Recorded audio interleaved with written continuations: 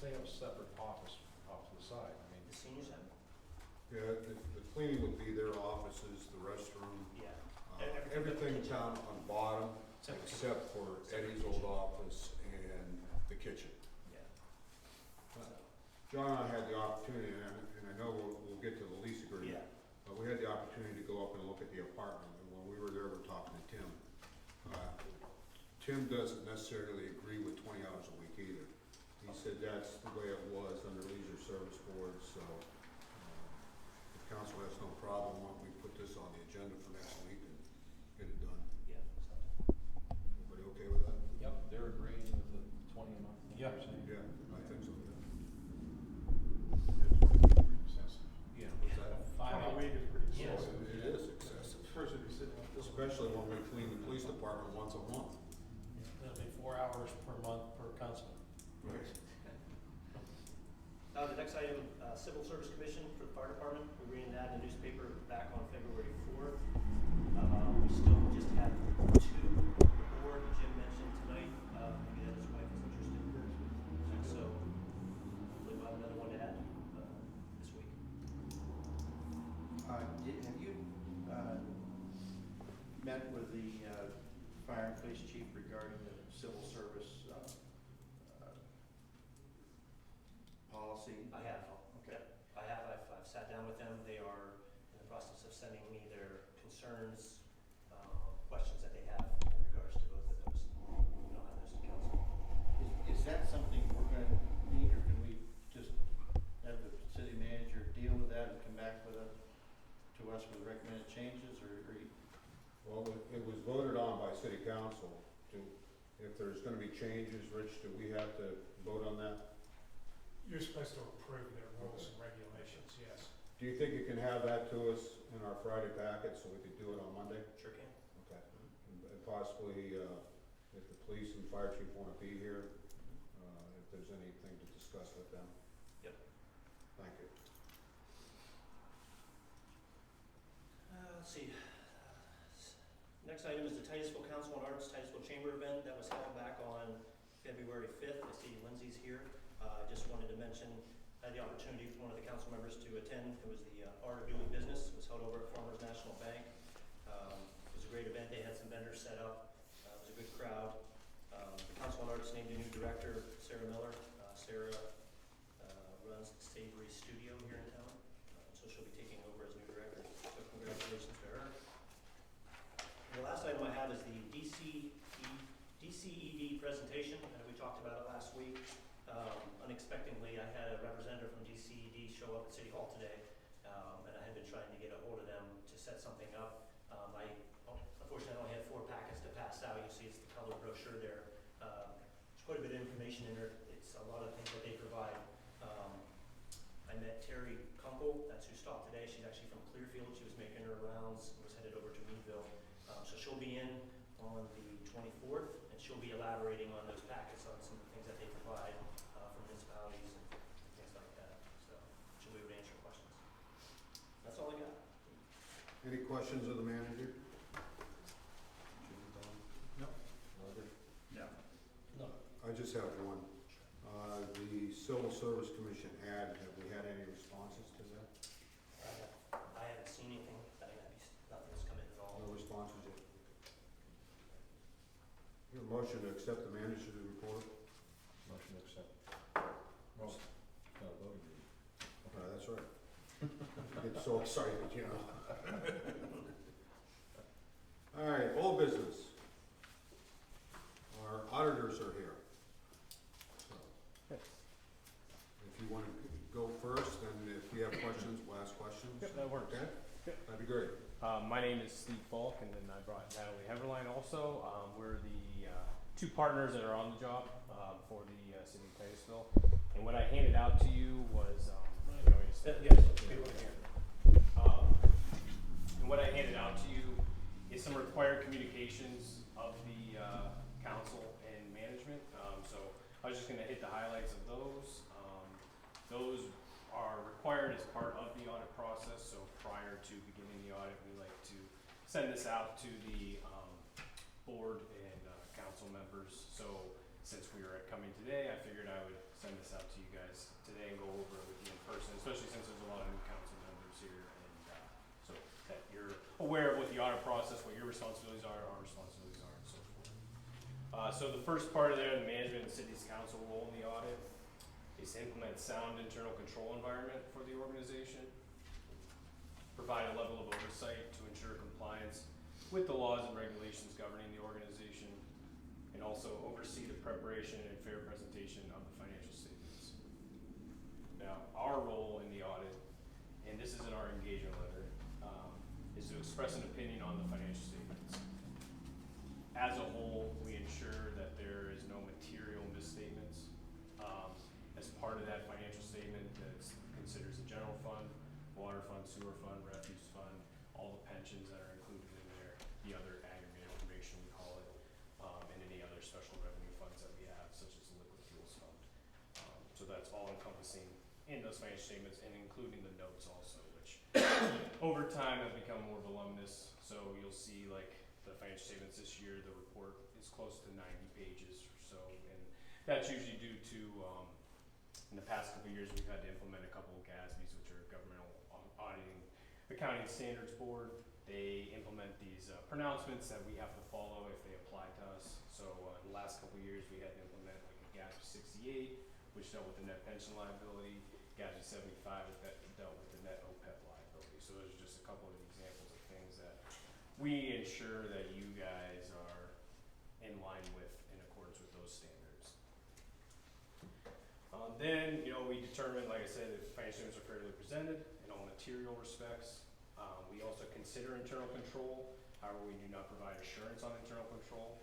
So what we do is, as part of our audit, we'll go and analyze the internal control systems, update those systems, and then select certain control systems to test from year to year, and then determine if there's any areas of internal control weaknesses. If there were any significant deficiencies or material weaknesses, we'd have to bring those to your attention. Other control deficiencies or other items that may be recommendations to strengthen internal control, we usually communicate those with management. And if they would get to a level of where they're not, just a minor issue, then we'd have to bring them to your attention. Then we also perform tests of compliance with certain provisions of laws, depending on the contracts and grant agreements that you have.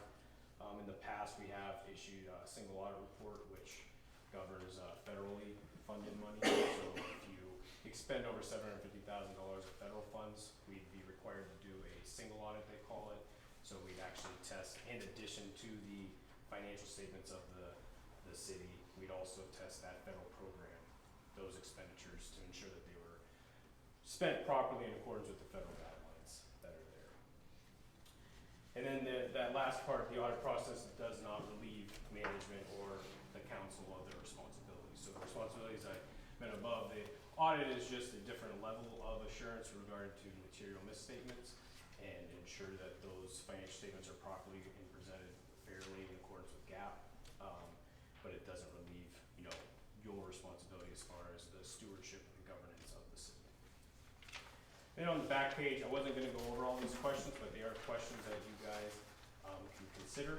And then if you did have responses, if you wanted to either, call myself or Natalie, or you could send us an email with any of these things that may be of concern to you. Our contact information is at the bottom of the page. That way, we can address these things as part of our audit this year if you do have concerns that you'd like to bring to our attention. Good. Did anyone have any questions on that that stuff I went over? Any other questions of us? We could spend all night with questions for you. Basically, what you're saying is you're taking data, verifying that the data is correct, and putting your stamp that it's correct on it, basically. You're not digging. That's not materially misstated, correct? Yeah, so you're not digging to see, for example, on internal controls, have you ever made recommendations on internal controls in the last 2 years? Last 2 years, I don't know if we've had any issues. I don't believe so, but prior to that we have, and they've been corrected.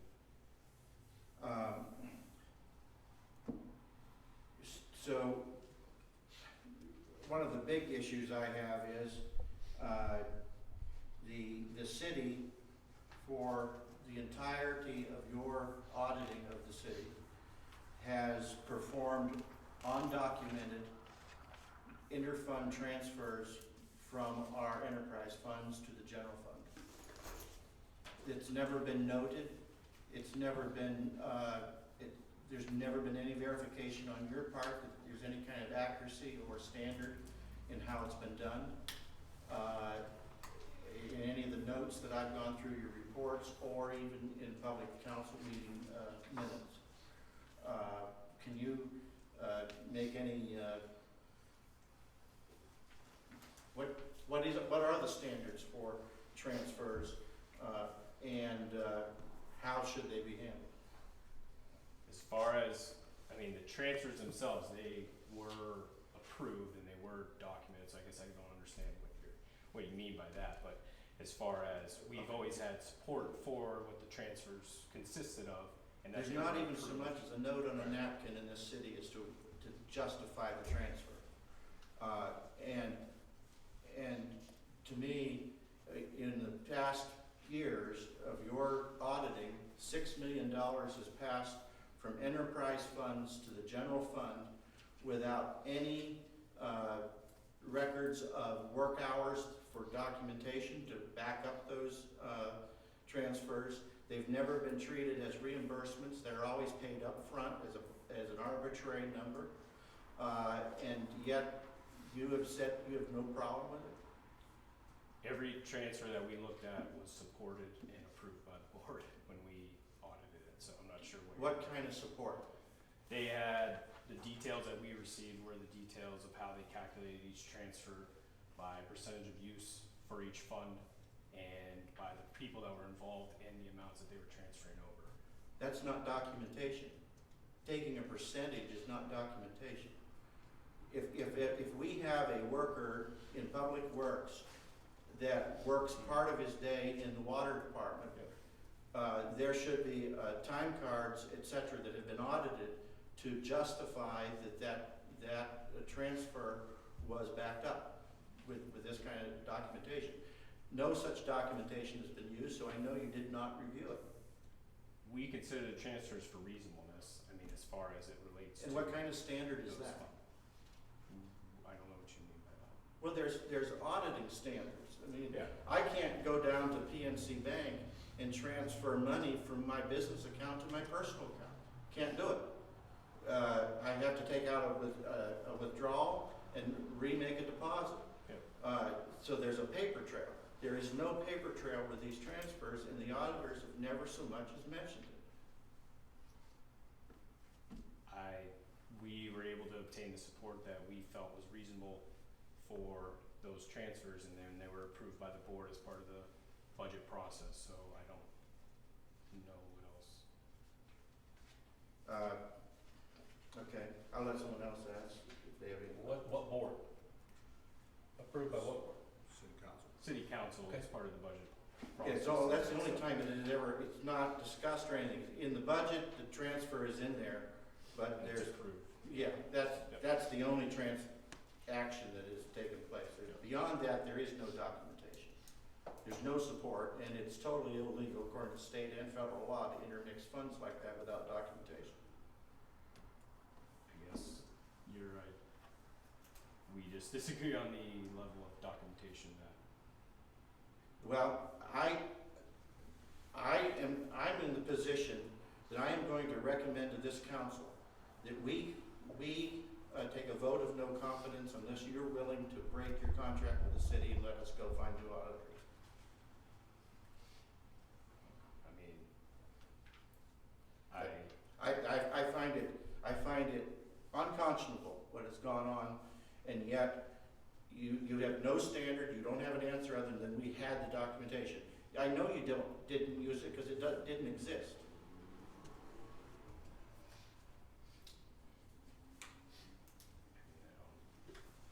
That's all I have. Anything? I guess they try to answer it by saying the board does it, but I just find it very ironic that it's a state law, we had an auditor that's auditing a municipality, doesn't know the state law on transfers. I find that amazing. I mean, I've been a councilman for a month, I've been in business where we had to do lots of budgets and the FAA, et cetera, and I went to one seminar, 2-day seminar, and they mentioned it over and over again, that this is where municipalities are failing, and yet, you guys act like you're not familiar with that law. As far as the support that we reviewed for those transfers, they appeared reasonable to our, But as part of our audit work. appearing reasonable is not a standard. You look like a reasonable guy. We don't look into 100% of the transactions, though. You know, I understand that, so how many transactions did you pull on these undocumented transfers to justify it? I'd have to go back in our work papers and look, I mean, I don't know offhand.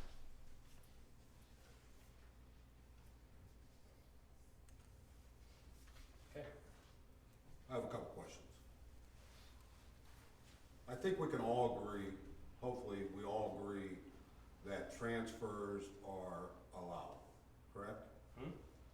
In your mind, why would you transfer from enterprise funds to the general fund, in general terms? Yeah, normally if there's services provided by employees that are paid out of the general fund for those services, so to reimburse the general fund for the amounts that they're paying for those services that should be out of those funds, you'd recoup in the general fund because of that. Would it work in the opposite way? If the enterprise fund bought a piece of equipment and Public Works uses that equipment outside of that enterprise fund activity, should the general fund be reimbursing the enterprise fund for the use of that vehicle? Technically, yes. Okay. If the enterprise funds are borrowed, let's say we borrow money from the enterprise fund to get us through until taxes come. Our solicitor has advised us that we're allowed to do that, but we have to pay it back with interest. Yeah, Do you support that? Yep. Okay. Yeah, And it'd be you would called in advance. You would support the fact that for work done in the general fund on activities in the enterprise fund should be a payment to those funds and not taken from those funds prior to the work being done? Can you repeat that? Yeah, let me try to clarify it a little better. We have an employee that we think is gonna work in the water fund 30% of his time. Yep. Under your standard or under your belief, should we take that money up front, or should we bill the enterprise funds for the work after it's completed? I mean, I've seen it happen either way, but it can come down to a cash flow thing, I guess, you know, if it depends on Our that. As solicitor, long as it's shored up at the end. well, if it's, let's say, we're in this year's budget, the previous council, transferring $927,000. Half of it in January, half in July. So in January, excuse me, we transfer $500,000, let's say, okay? June comes around and we've only spent $300,000 of that. Should the $200,000 go back to the enterprise fund? I mean, if you technically wanted to do, I mean, it just depends by the end of the year. I mean, I don't know how that would work out. If you budgeted. Or even by the I end of just the say year? your budget was off. I mean. Okay, you so probably want to return it. the 927 that's being transferred, if we only spend 700,000 of it, then we should reimburse the enterprise funds the money that we didn't use. Or lessen the future amount. I mean, you could transfer back and forth, but if you're just gonna send it over again, Okay. you know what I mean? So, My concern is we're transferring $927,000 to merely budget, to balance the budget. Because if you take a look at the 927, and we have all these allocations out there, that Don's gonna work 30% and here and so on. But to me, that doesn't mean anything, because the 927 will 100% pay for public works, 100%, plus 100% of city hall employees. So the allocations to me don't mean anything, because we have now, this council has approved billing the enterprise funds for actual time work. But at the end of the year, on paper, we may save money, but we're gonna have to spend the 927 because it's balancing the budget. Okay? So if we do it the way we want to, the general fund's gonna come up short by X number of dollars. Okay? I'm not disputing transfers, I'm not. I was city manager umpteen years ago, and we had transfers, so I'm not disputing that. But I'm disputing how they are done and how you check on them, okay? So you said you get information from the city to verify the transfers. To document the, Right. what, supported the approved transfer in the budget, yes. All right.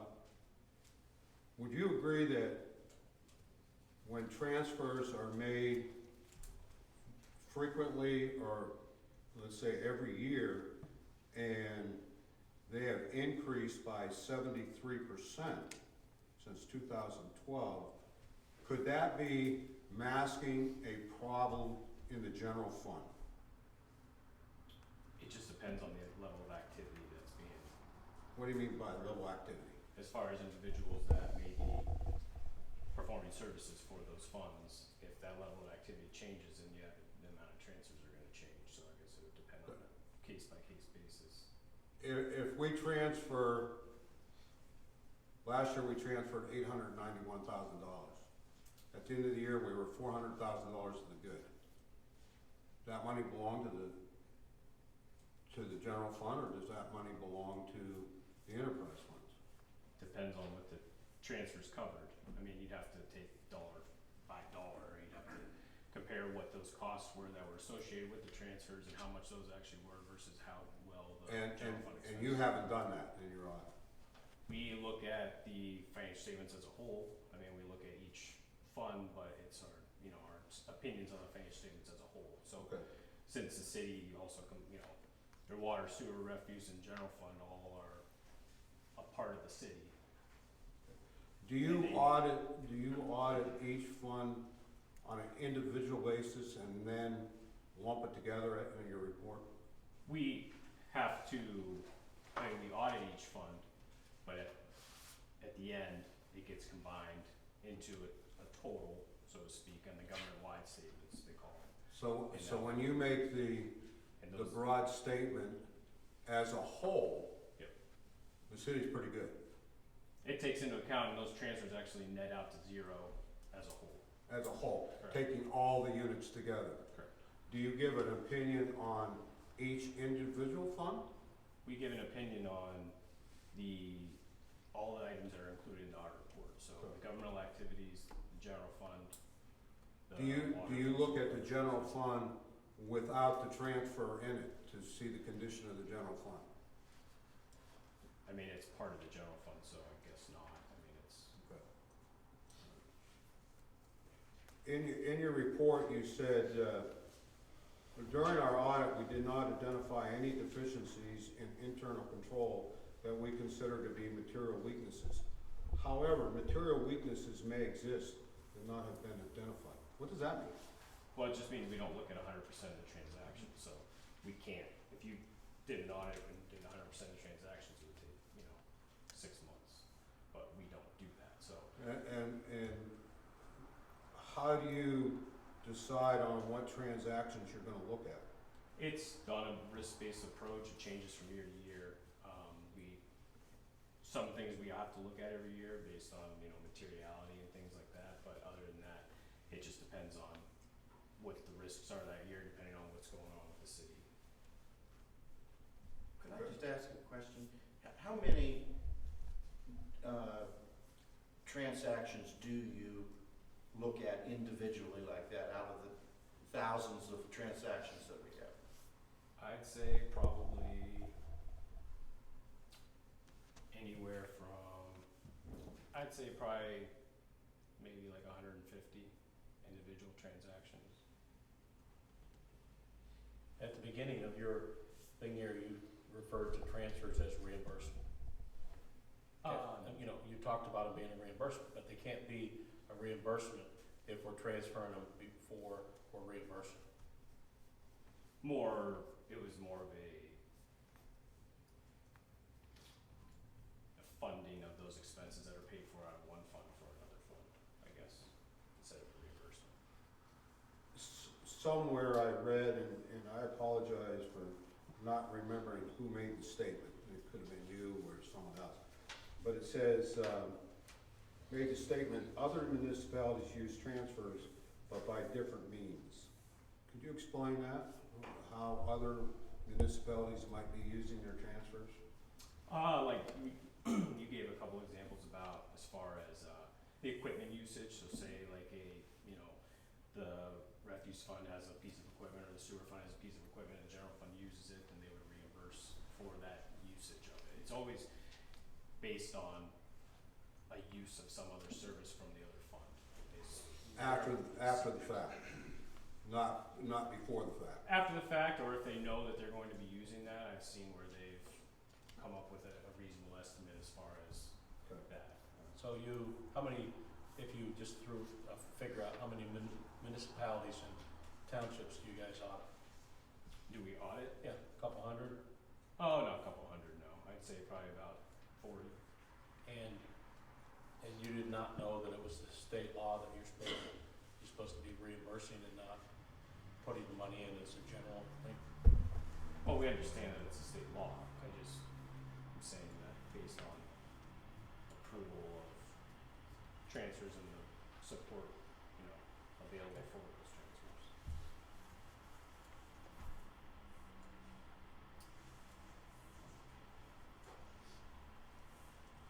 Would you agree with the statement that transfers from the enterprise funds could be considered an indirect tax on non-property owners and tax-exempt properties? I mean, it depends on how it's used. I mean, if the items are being sent over to that fund because the service is provided for the other fund, I wouldn't say, because then what rightfully should happen is those people, time should get charged to that fund instead of being paid for all out of the general fund, so to speak. So. What would your opinion be on if the general fund has the capability of generating revenue, but refuses to do so and maintains higher utility rates so they don't have to raise real estate taxes? I mean, it's half dozen to one the other. I mean, if the city needs the money, it's gotta come from somewhere. I think we can all agree to that. Correct. So whether it comes from taxes or water fund, sewer fund, refuse fund payments, but if it's, justified to be used for these purposes, then, I mean, it's gonna have to come from somewhere, so to speak. Those rates were recommended by the state. What's that? Those rates were recommended by the state, What rates? the water rates. The water rates may have been, but the sewer rates haven't. You know, The they- sewer rates, we've been carrying a rate that was supposed to come off 6 years ago, when the bond issue was paid off. But we still have it, and that's why the previous council was able to pay off a $2 million loan, because over those 6 years, they've collected almost $6 million that should have come off the property owner. But we have the challenge whether You raise taxes or wait, you know, and people say you gotta get the money from somewhere, but it has to be fair. Oh, I mean, It has to be fair, you know, for the guy that lives in a $200,000 home, or the little old lady that rents, she's paying an ungodly sewer bill. So the guy living in the $200,000 home doesn't have a 1 mil tax increase. So that's where I'm coming with the transfers. I understand them, I know we use them, but they have to be fair. And they have to be done correctly. And, depending on what auditor we will have in the future, I would hope that they would look at time cards and work orders to see if these individuals are working 30% in water and sewer and refuse. I have a real concern about refuse. We turn leaves every now and then, but I don't see all of our employees working 10 or 15% of their time in refuse. But in my opinion, it's a contracted service, and it should be an in and out cost to the citizens. So that's all I have. Well, the other thing you have different payer groups depending on whether it's the sewer fund, the water fund, or the general fund. So how do you take $500,000 out of the water fund that Pleasantville and Oil Creek Township pay into to help keep your taxes low in Titusville? I mean, I would think Oil Creek and Pleasantville would be outraged at that, and they should be. But everybody I've talked to, including accountants at the state level, say that it is illegal, it can't be done, and any auditor that allows it should be cited for it. Any other questions? Jim? Don? Roger? No. Don? Thank you. Thank you. Resolution of recognition of organizations, nonprofit, intergovernmental agreement.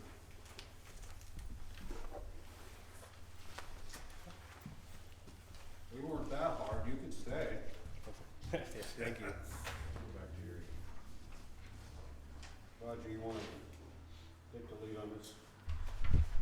Yeah, this is basically a voluntary cooperation agreement that we talked about in previous meetings among all the agencies in Titusville that contribute to the well-being of Titusville, especially tourism, economic development, etc.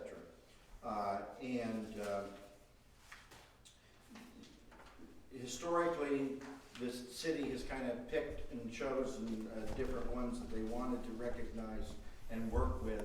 And basically, what this agreement would be is if your organization is willing to sign on to it and be part of this voluntary agreement, we're going to recognize you. And we're going to support your projects and if, for example, Aura, the chamber, we're going to pay our dues and be part of your organization as well, supporting it financially. So we need to get a copy of this agreement around to the other organizations if we haven't already, for them to review it and get back to us, because it'd be nice to be able to move forward with this as soon as possible. Any questions to Roger? Well, to Roger and maybe to a solicitor, is there any way that this puts a burden or liability upon us if somebody goes out and starts doing something on their own without coming and checking with us first? You know, in other words, are we all in cooperation and agreement to do something? I haven't, quite honestly, I haven't looked this over. I just got it tonight. Yeah, same here. But our hope would be that somehow in here that it is a case-by-case basis to support, Okay. so that we're not obligated to thing they're doing necessarily, otherwise, there's only one need for one organization. Okay, but I asked the solicitor because, just to make sure that we do the right thing, that's all. Yeah. Any comment, Rich? I guess my comment would be simply saying you support an organization or endorse a project doesn't mean you become responsible for everything they do. Does that Or answer your liable question? for it. Good. You wanna put that on next week's agenda, Can. Jim? Yeah, whatever. Yes. Well, you wanted to get these around to others first, didn't you? Just so we have feedback, I didn't know how much time you needed for that feedback. I'll deliver them tomorrow. okay. Okay. Email archiving.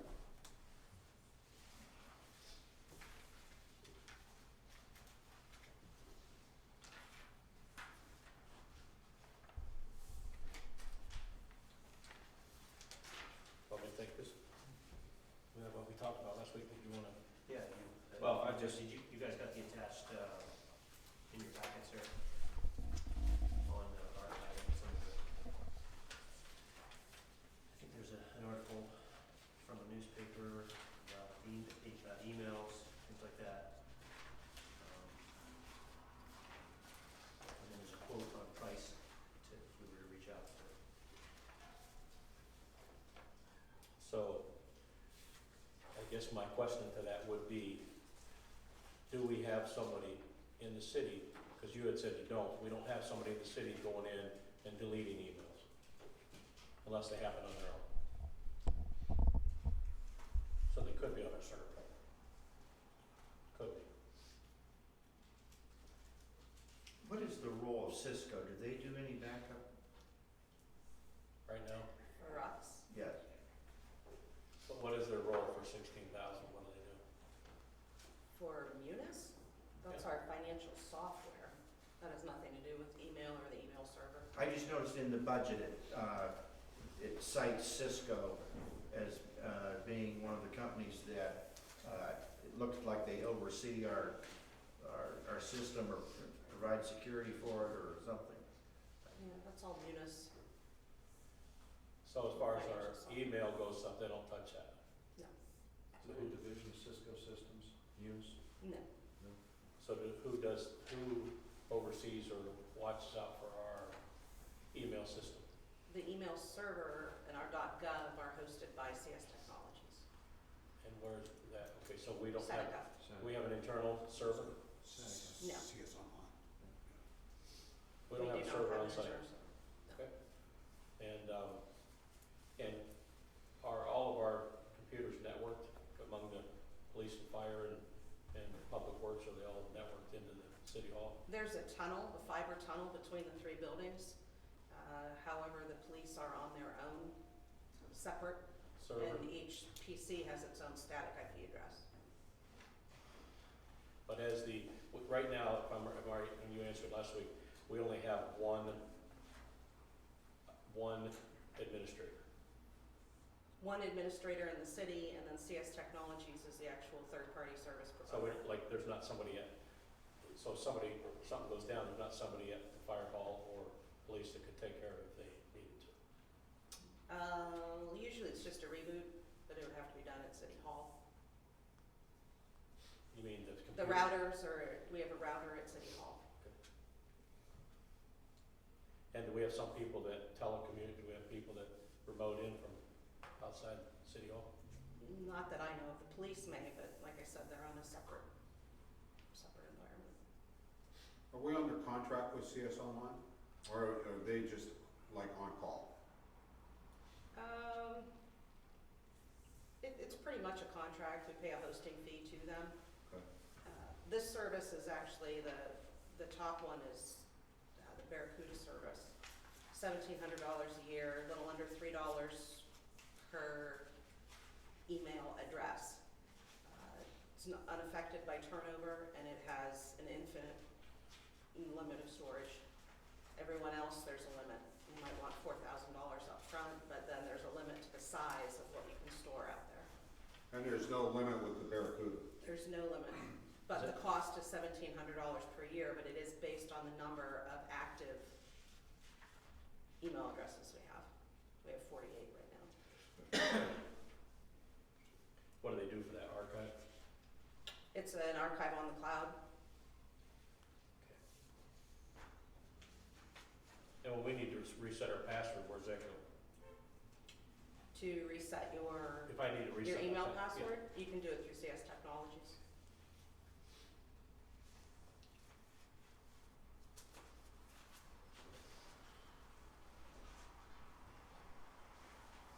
Any other questions regarding this? Roger? Not right now. Jim? What was our prices again on this thing? Barracuda? 1,700. A year? Is that, that's It- correct, 1,700 a year, Diana? It's $291 per .gov address. Okay, However, if you push it out to a 3-year term, it may be a little bit less. Might save $1,000 over a 3-year term. And is that the one you are recommending if we want this route? I mean, you can see the research that was done. It can start tomorrow, take a couple hours to set up, and nothing can be deleted. What do you think, Neil? Yeah, I think, as far as price goes, want to move this to next week? Yes. Roger? Yeah, I just guess I'm at a loss as to why we pay $16,000 for IT. Is that just CS Technologies? Well, it should list in there. While you're looking that up, did we make any headway on some kind of pads or Chrome or anything? Yes, they range from about $200 to $250. I'm waiting for a quote from a local provider. The advantage, you know, if you go with the Barracuda, the $1,700 per year, I don't know if you need a device then, if all of the emails, you know, are being on there. The only thing you'd use a device for would be to look at the council stuff. Okay. But you would still want a device for protection. You don't wanna use your cell phone to look at your email on, because then they can take your cell phone if there's ever a If it's all archived on the server, the forensic analysis is in here as well. Why don't, Leo, you and Diana get together, come back next meeting with a solid recommendation. Okay with that, guys? Roger? Yeah, and when you do, also, if you could have an explanation on what we're paying that monies for, what we're getting for that money. Yeah, it's listed there. It's listed by company a little bit, but it really doesn't say much. It says $125 a year for the .gov domain registration. A third of SaaS, which software as a service, that is the cloud for our financial software. And then support as well. So I can definitely give you a detail of each invoice that we have for 2019. Do we have a contract with them? We have a contract with Munis, that's the SaaS that's listed in their software as a service. Does that contract list what they provide? The invoice, yeah, I'll provide you the Yeah, okay. invoices. That'd be good. All right, CDBG, Community Development Plan.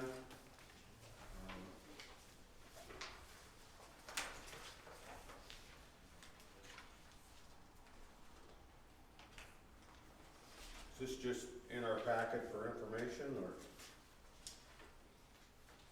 and do you want to touch that one? Yes, this is included in the 2019 CDBG application. The last 2 pages that are in there, the first of the 2 is an email from our grant manager that's looking for additional information. He would like additional information with an emphasis on LMI, which is our low to moderate income populations, minority populations, and also which properties we will be expected to complete with the 2019 funds for clearance and demolition.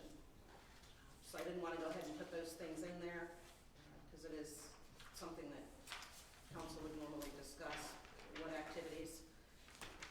We're also, Neil and I are meeting with TRA next week on the 19th. If it's something that, you you want them to answer, since they're gonna be in charge of that, or if you have suggestions, it'd be great to have those. Do they still do a community meeting on CDBG? We do, yes, we've had Okay. those. You have to have a public meeting, yeah. Yeah, Your I just need to meeting- know which way you wanna go, because the 2019 application would be funded in March. Okay. When are you meeting with TRA? The 19th, 19th?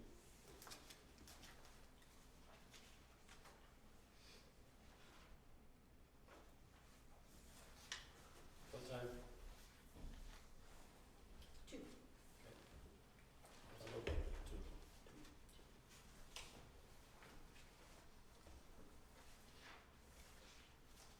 So we don't have to do anything with this next week?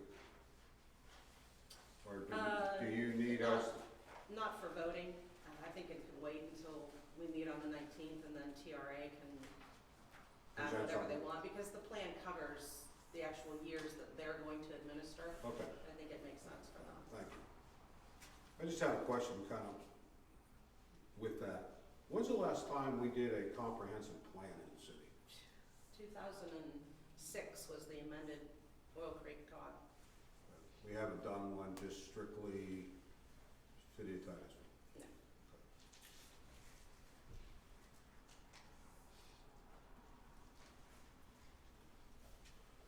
New business, community center apartment rental. Anybody in the public want to talk about this? Sure. Oh, you wanna make comments to me? What's that? Sorry, I misunderstood you. No. What we have before us is the apartment rental agreement for the apartment that's located at the rec center. Neil informed us that there's a gentleman interested in renting it. So I asked him to provide this information to all members of council so we can basically decide what we want to do as far as costs associated with that.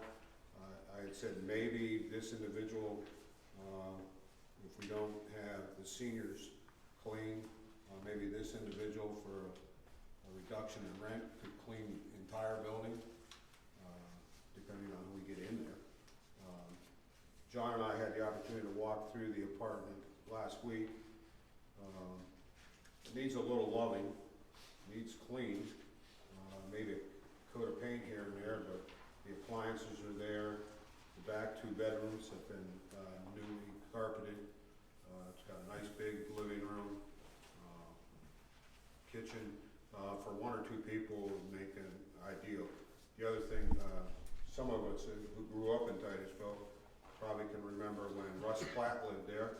He was kind of the caretaker, and if he saw cars driving through the park, he called the police, and so it might be nice to have somebody in that building, so.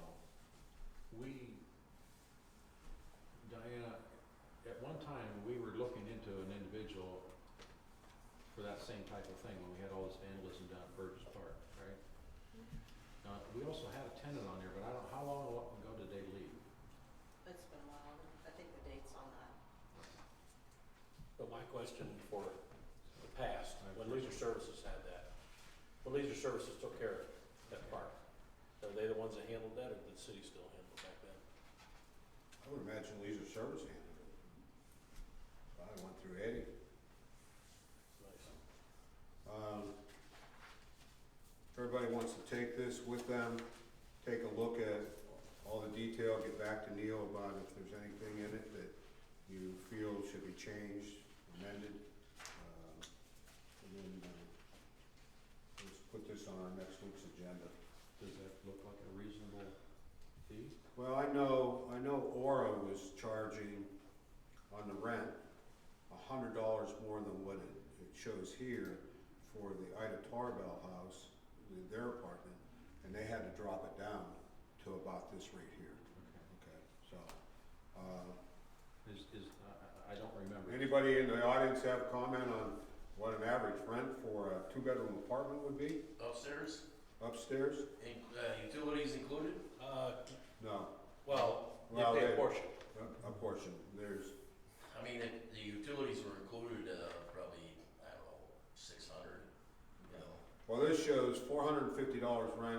and then 50 towards gas and 50 towards electric. I think that's a fair price, Okay. you know. You interested? No, but I know You some think people that- that are, You think that's good? I think that's fair, that's Yeah. reasonable for around here. Yeah. it's cheaper than I charge. One adult, Huh? number of occupants, one adult, I mean, what's a little couple or something wants to move in. Yeah, I don't think we need to, this was probably for the last person that lived there, right? So, yeah, that could be changed. I don't think you want more than a couple. It's not gonna be big enough for a couple with 1 or 2 kids. What about pets? I would say no pets, my personal opinion. You get a better tenant probably. It'd be hard with all the rentals Yeah, to have a yeah, pet in. so, but we do have someone knocking on the door that might be interested in, so. Is this the only property we lease out as a residential property? It's only been rented once, yes. If it's the only one we It's the have. only one we have and only one. So, do we have like a background check policy or anything on potential renters? You do? Criminal background, definitely. I just didn't, I just briefly went through it, I just didn't see. Well, I think you would definitely wanna review them before you get something. My other thing would be is, I can't remember, is there a parking place designated for this apartment then, or would we? The last tenant was there, he always parked right next to the tennis, where he put the tennis balls back in, Right. the little path Okay. garage area.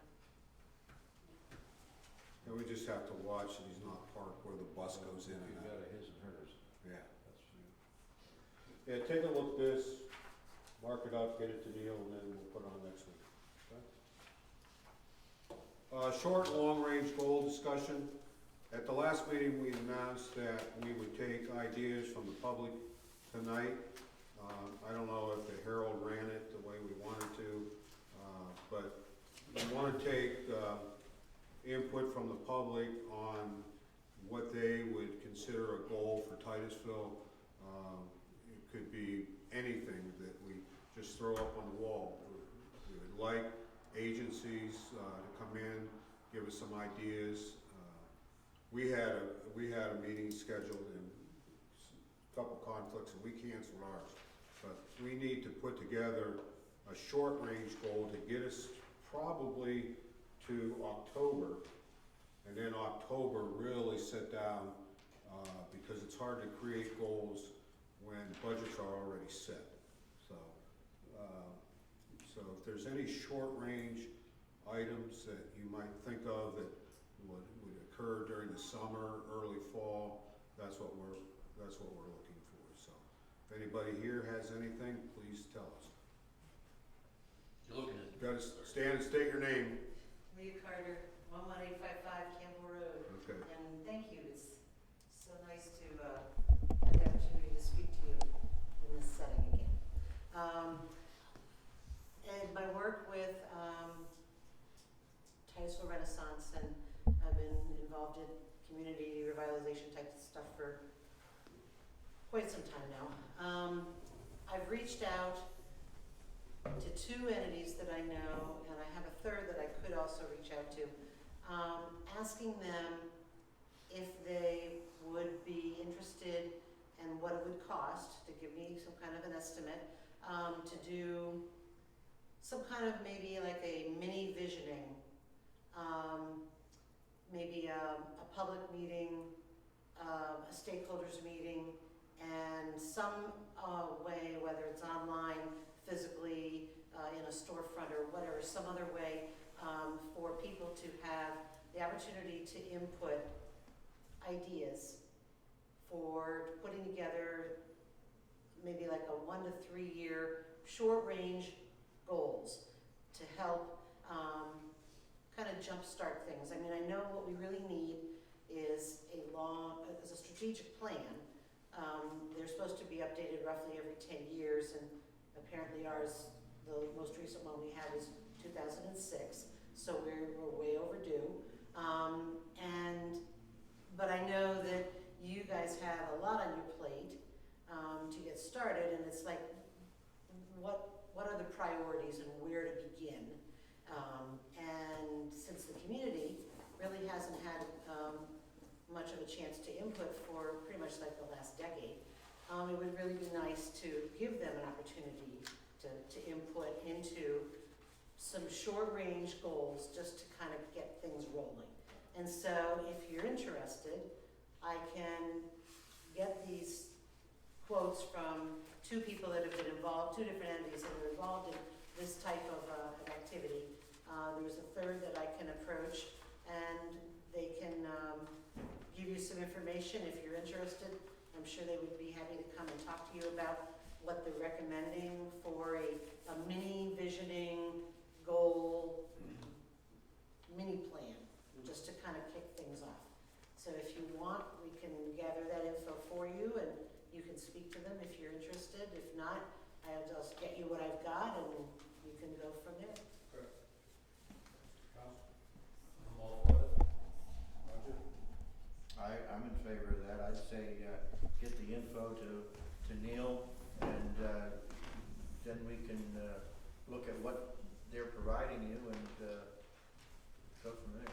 I just thought it wouldn't hurt to ask, it's like, here's what's going on, what can you do for us, and what would it cost? Sure. So, Like, Jim? what type of projects are you looking at and offhand?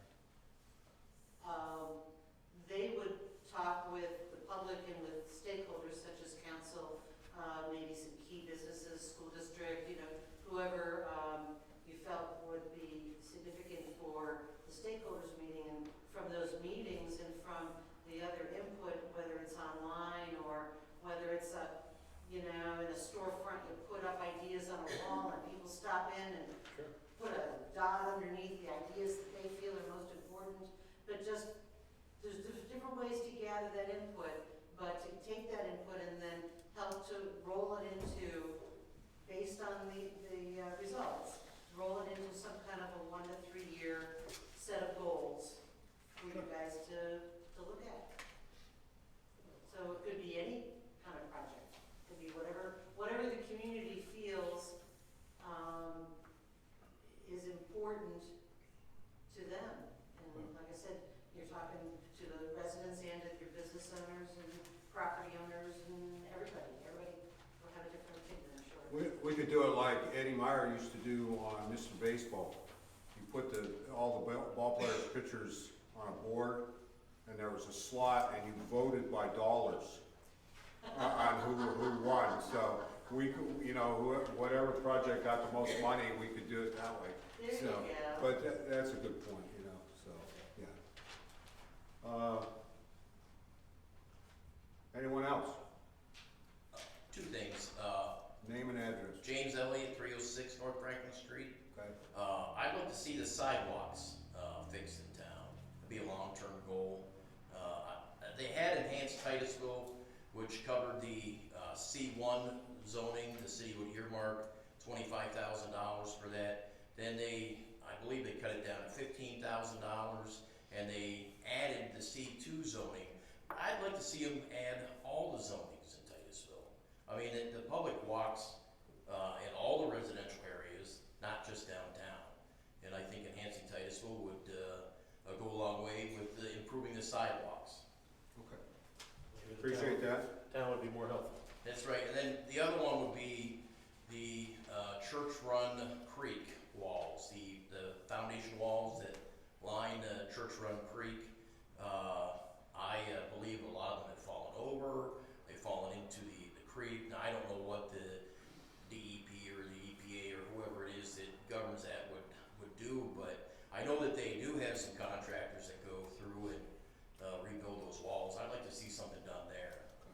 I think that would benefit all of Titusville. And maybe down the road, maybe find some funding to put that dam in that they never Can't do put it. in. You can't do it. The ground structure isn't right for it. It's glacial fill and all of it. That was decided years ago. Neil and I did meet, a gentleman from the DEP, and I guess, John was there as well. And we talked to them about exactly what you're talking about with Church Run. And, it sounds like as long as the city is willing to use their own equipment, they'd be more than willing to come in and make a quick assessment and offer permits.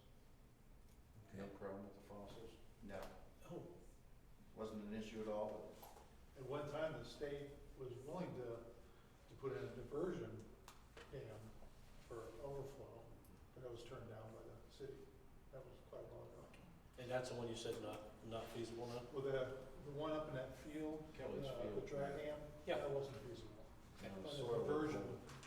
dam, down by the dentist office run or someplace.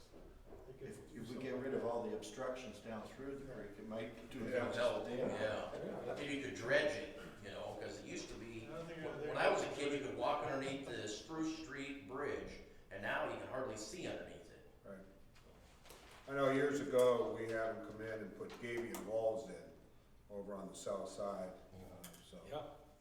It's something we can look at. Yeah. Thank you. Thank you. Anyone else?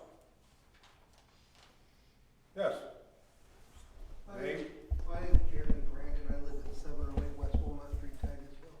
I know there's a lot of things that need to be brought and gonna be done, and I just wanna amend council for you guys doing an excellent job with the start of what we have.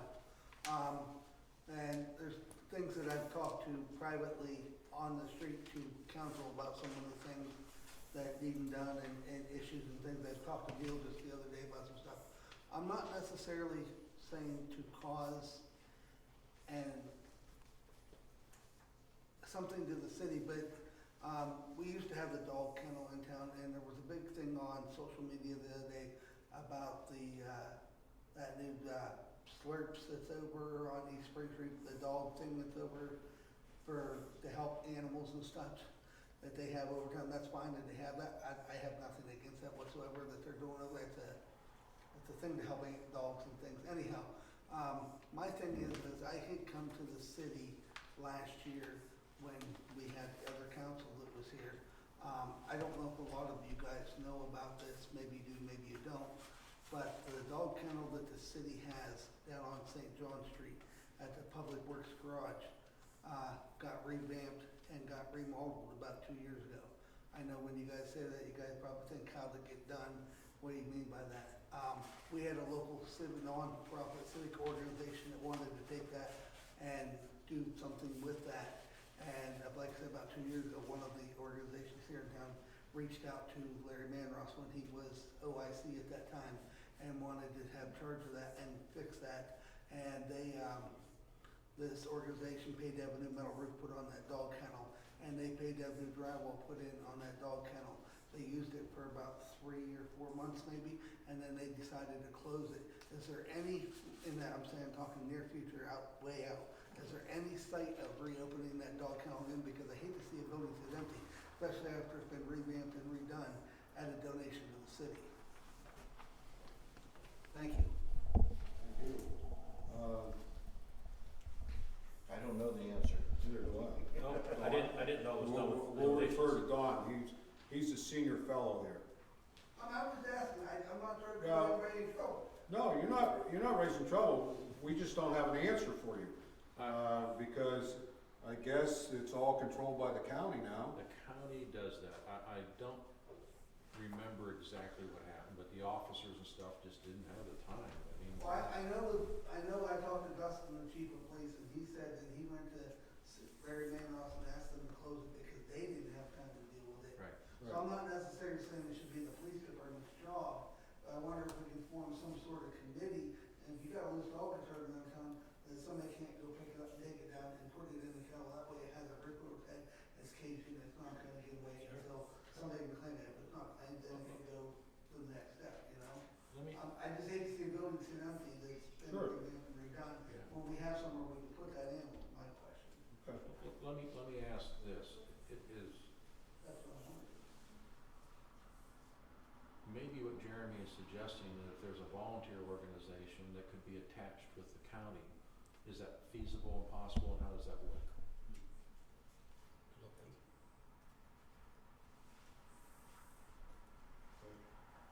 I just know that you catch them, you gotta feed them. I thought the police department was undermanned when they stopped tending to the dogs at the, now that they have all their guys. Well, years ago, we used to have a dog catcher, Yeah. you know, and paid him minimum round up dogs and cats and feed them, and so, but let's check and see if there's a way to connect it with the county. Because the county's not gonna drive over here for a stray dog, I don't think. No, but we do have a couple, like Don mentioned, we do have a couple Yeah. of I think there's a lady over, organizations. yeah, Anna Shelter. Yeah, well, that's what I'm Over getting, me. wondering, could an Anna shelter type Yeah. thing be there? Maybe they, Sure. Yeah. they come and visit it every once in a while. And I was gonna bring up just as a temporary holding place for a stray dog or something. I mean, 'cause we have that building, but not use it. Sure. That's Yeah. my point. I don't know statistically how many we pick up or don't. Okay. I just have a question, if I may. When a stray dog is found in Titusville now, what happens to it? Does somebody from here have to drive it over to Meadville? Or does somebody come pick it up, or what happens to it? Good question. I don't think any of us have the answer. So- Yeah, I'm not sure. There's a lady, young lady, Stevie Hargenrader from Meadville. She goes all over, different counties, and when she's called, she'll drop what she's doing and come gets the dog. And I believe she's been to Titusville a few times, but I have to check and see. Why don't you look I can into call that her and and let see. us know, and we Sure. can get back to Lee. Anyone else? Good. Comments by council, Jim? Oh, we got this resolution. Oh, okay, I'm sorry. We got one other item here. So we have some resolutions left over from last year that I think legally we probably need to dissolve it. First one is Resolution 27, which is the resolution that they came that our jet fuel and everything will always be adjusted 10%. Since we changed the price, does that mean it automatically dissolves this, or do we need to dissolve it? I think you revoked it by adopting one consistent with that. So this is already, okay, That's good. it, yeah. Okay, and next then, maybe you can help me with this then. On December 17th, there was resolution 25 and 26, which increased the salary of one of our finance director as she felt the intern managers, I think. Is that still your salary, or has that been I revoked? have an interim manager, so no. Okay, so then those don't need revoked. Okay, last one that we definitely need to take a look at is Resolution 9 from last year. And that was the fact that, the result that the city manager, City of Titusville, authorized to purchase a certificate of deposit issued by Farmers National Bank amount of $1.5 million. At the bottom of here, it says it's further resolved that the city council creates a reserve account equal to $1.5 million to be used to retire outstanding long-term debt in the city of Titusville. And I believe that's a line item on our budget for this year, correct? Is that a line item on our That's budget? to pay off the Okay, 2003 so loan. we need to bring that up to discuss and possibly dissolve that, because I think the citizens of the city of Titusville need to, or deserve to know that the reason why we have that reserve is because we never did away with a portion of the water and sewer bill that was supposed to be done away with after the 2013 loan was paid off, so that's why we have money in reserve, because they've been overcharged. So it's not that we've been frugal, we've overcharged people. So you don't want the loan paid off? Well, that's what we need to discuss. I don't think we need to, no. Why do we need to, when it's 1% interest, we're getting more than that on our certificate of deposit? Why would I give up a 2% CD to pay off a 1% loan? Just doesn't seem too smart. Because it's a loan. Well, but that in a municipality is, when you guys have these people stand up there and everybody looks at them like they're next to God, and they say what you do is normal. Well, it's a lot more normal for cities to carry a debt of 1% and take their extra money and have it in CDs and interest-bearing accounts than to pay off a 1% loan. Those of us that are in retirement, but that kind of stuff happens all the time. And so, yeah, because it's a loan, just because it's a loan doesn't mean at 1% we pay it off when we're getting 2 to 3% on our CD. But what are we getting on the CD? 1 and 2%? There you go. Who's that 1% loan from? What did you say, Jim? Who's the 1% loan from? It's Penvest, isn't it? And I think the point that I'm stressing is it's very important that the citizens of the city know that we didn't tighten our belts and come up with this money because we're frugal.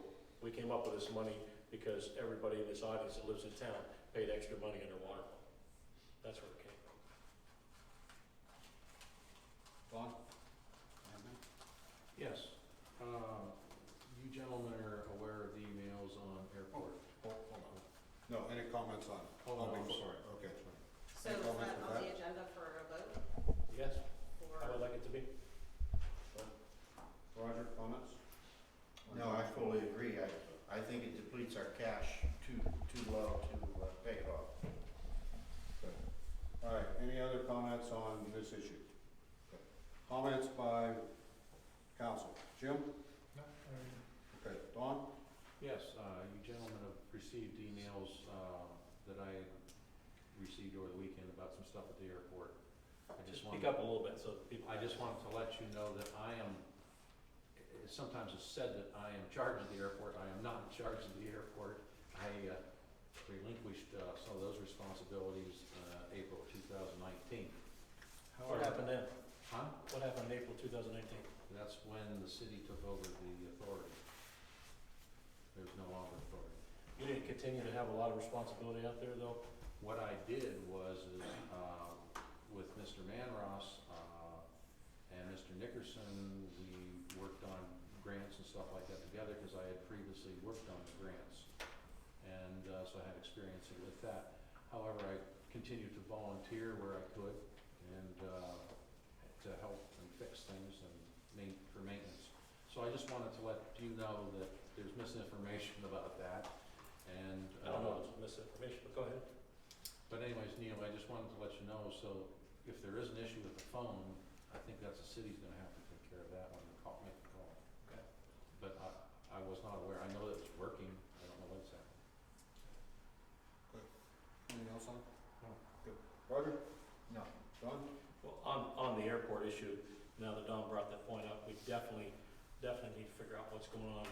I've gotten a call from a few pilots, that we don't have, for some reason, the office is locked. There's no more phone jacks in the terminal except in the office. We do have a cordless phone out there, but last time it was checked, there's no dial tone on it. Yeah, that may be, and is why it doesn't, but I mean, it always worked, and I don't know what's happened, something happened. And there is for your information, there is an emergency phone outside on the wall. Yeah, it's not working either. I'll check it out. Just to let you know, Neil, something like this, not knowing, you may not know what your latitude is, something like this, you don't have to come before council. You know, something like this, you get a call like that, it's not working, just take care of it. Okay. All right? Yep. All right. I've got a couple items. I'd like city manager and the solicitor to dig out the deed for Fleming Park, what conditions it was donated to the city. There's an interest in that park. So if we can dig that out. And I want to, my next door neighbor's here, Nathan. Nathan, will you stand up? Nathan is a young Boy Scout. He's here tonight to hopefully take notes and understand what we're doing, and to get his citizen, is it citizen? Yes, His merit badge. So if members of council could take a couple minutes after the meeting and introduce yourself to Nathan and give him some insight, we'll make sure he gets that badge. Okay? Thanks for showing up. Could you dig out the last comprehensive plan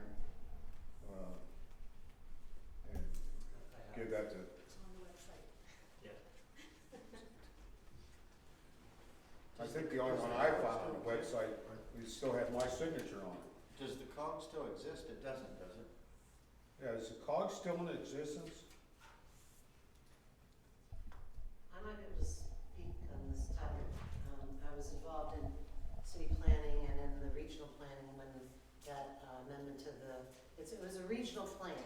It was put together, I believe, 2000.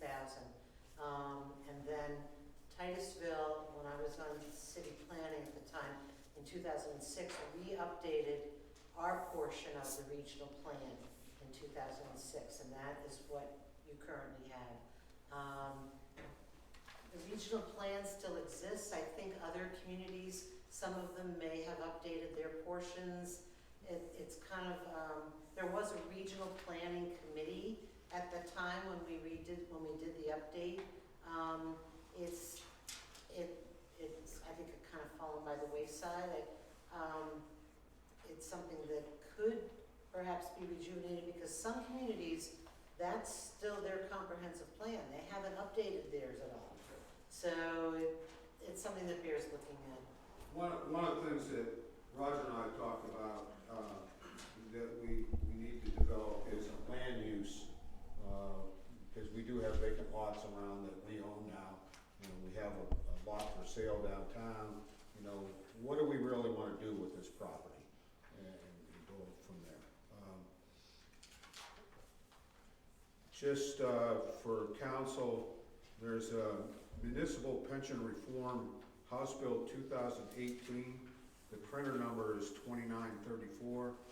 If you'd like to get on the internet and look that up and read it, I've sent a copy of this to Mark Mellenbacher to see if the changes that they're proposing might help us with our pension programs. So haven't heard back from Mark yet, but if you want to take the time to look that up. The last thing I have is, I know Mr. Elliott is here filming us at every meeting. And I didn't know how far your expertise in filming reached outside of the city of Titusville. What do you mean? I mean, Well, I got a call a couple nights ago from my sister-in-law, okay. who lives just outside of Canandaigua, New York. And my nephew requires that at dinner time they sit down and watch the film of Titusville City Council. Mhm. So tonight, And he's sick. no, he's not sick, no. And so tonight, as we close, I just want to say hello to my nephew, Matt, and I encourage you to keep watching. All right?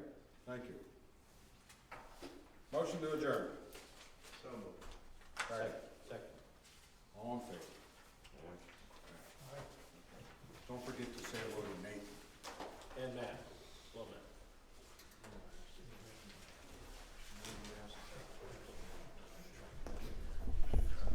Yeah.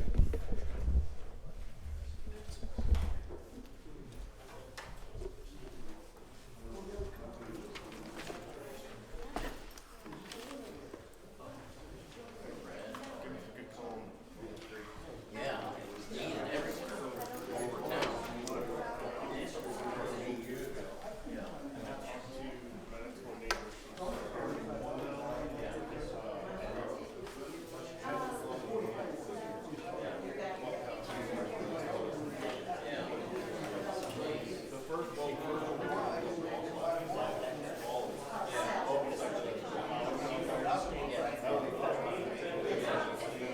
I remember when they flooded my Max's flower shop.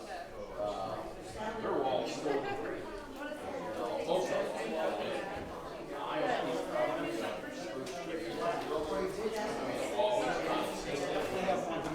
it comes out from the bridge 6 feet. It's there.